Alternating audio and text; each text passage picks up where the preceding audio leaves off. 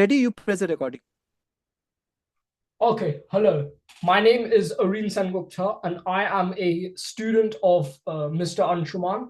So today we are going to be discussing, as part of OCR GCSE, the extraction of iron and how it's done. So without further ado, let's get going. So the importance of iron as a metal. It is one of the most widely used metals.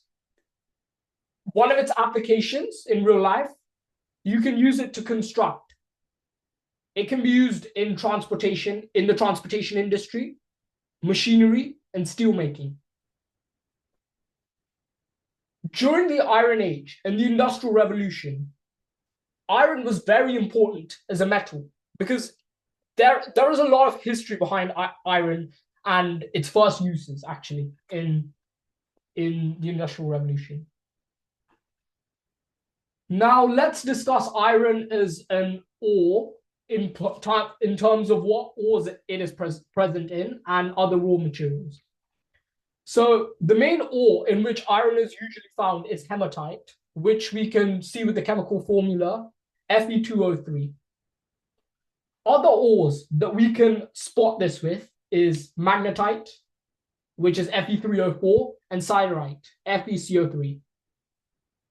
Well, some of the raw materials that are being used are hematite, and then we have coke, which is not the type of coke that you would usually have today. It's basically fuel plus a reducing agent.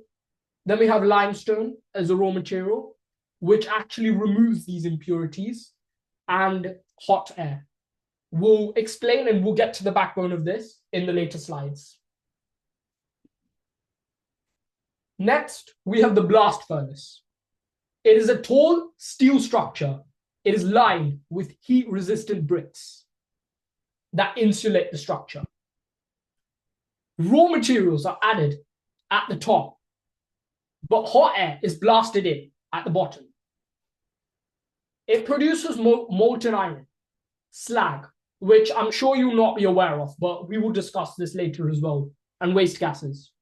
Again, we'll discuss the waste gases in a slide down the line. So we've got key reactions in the furnace that take place. Firstly, we have carbon plus oxygen to form carbon dioxide gas, where carbon forms carbon dioxide gas. Then this carbon dioxide gas could then be bonded with another carbon atom to form 2CO, which is carbon monoxide. And the carbon dioxide then forms a carbon monoxide. And then our third reaction is Fe2O3, which is hematite, which can react to the CO, which is carbon monoxide, to form iron and carbon dioxide in the third reaction you can see on the slide here. Then we have carbon monoxide. It is the main reducing agent here. And then we have other further knowledges we can add here. So reduction potential and thermodynamics also can take place in the furnace as well. Next, I've given you a slight introduction to limestone earlier on in this presentation, but we need to slightly delve in deeper into what its role is specifically. So limestone decomposes on heating.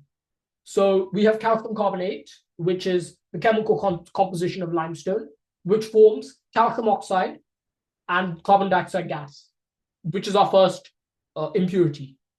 And then we have calcium oxide, which then reacts with these silica impurities that we have in the blast furnace.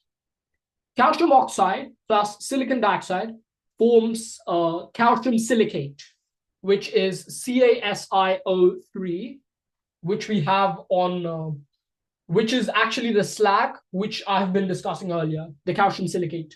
And the slag, actually, what it does is it floats on the iron, it sinks down the blast furnace, and what it does is it then deposits and floats on the iron and is eventually removed. So it's one of the waste products of what happens from it's not really a waste product, but it actually purifies the iron. So they have a lot of key uses in our blast furnace. Another product of the furnace is you've got molten iron, which we refer to as pig iron, and then it's got 96% iron, 4% impurities. Then we've got slag, which is the waste product I've already talked about in the previous slide, which is usually road building. We can use that in road building and the manufacturing of cement. And we have waste gases. Mainly, the majority of it is carbon dioxide and nitrogen. But however, you can have some carbon monoxide as well. But there are some environmental impacts which are kind of drawbacks. So the environmental impacts of these carbon dioxide emissions are that it can partially cause climate change, global warming, and the emission of greenhouse gases into the atmosphere.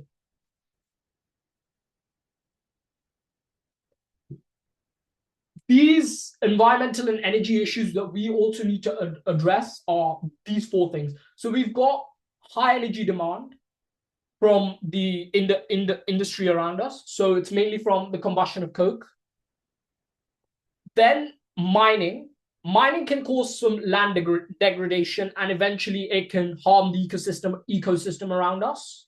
So these are one of the drawbacks of mining. Well, however, what happens with the blast furnace is that you have this major source of greenhouse gases, which is carbon dioxide. And if I wanted to elaborate this further, carbon dioxide would then get deposited into the atmosphere as a greenhouse gas. It would trap heat in, and then from the sun, and then that would cause global warming. And then we've got hydrogen reduction and carbon capture. These are two other methods that we can use as greener alternatives as opposed to these three, as opposed to a blast furnace, which we can have as a more sustainable option. So from iron to steel, let me describe you the brief journey. So pig iron, it is very brittle because it has a very high content of carbon. Then we have, it is refined in a basic oxygen converter, which can make steel. So pig iron, yeah. Okay, so pig iron is very like brittle due to like its high carbon content. Yeah. Yeah, so it is very brittle. We can tell that.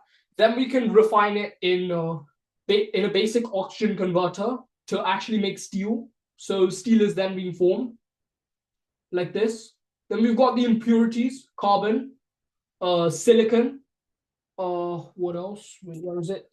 Carbon, sulfur, silicon, sorry, and phosphorus, which is oxidized and removed. Oxidized and removed. Alloying, such as nickel and chromium, it produces stainless steel. Yep. Yep. Next. So iron is extracted from hematite in a blast furnace. Coke actually reduces the ore. Limestone removes the impurities as a slag. And products can be iron, slag, and waste gases. And actually, what something further I would like to add here is that slag. Let you elaborate this with a pen. So slag and the waste gases such as carbon dioxide, nitrogen, and carbon monoxide. These three gases actually. One thing that happens is that they're very hot, and this heat is used to heat up the incoming air. So if I was to go back to slide 4, explain this for you. Sorry, I'm going to remove the lines for a second. So in diagram in slide number 4, actually what's going to happen is that it's going to heat up the heated air, so that the heat source of the heated air is going to be from the slag and the waste gases that has deposited. It's going to release this air, and then it's going to go outside, and it's a waste of a gas. Then if we move on back to slide number 10, then we have thermodynamics and environmental impact we need to discuss. And And we have also learned today about greener alternatives, such as the hydrogen reduction, which is H2 reduction, and carbon capture. Okay, so that summarizes today's lecture on iron reduction, on the reduction of iron. So yeah, extraction of iron, sorry. And yeah, hope you've learned something new. And any questions? Thank you for listening, guys. Thank you.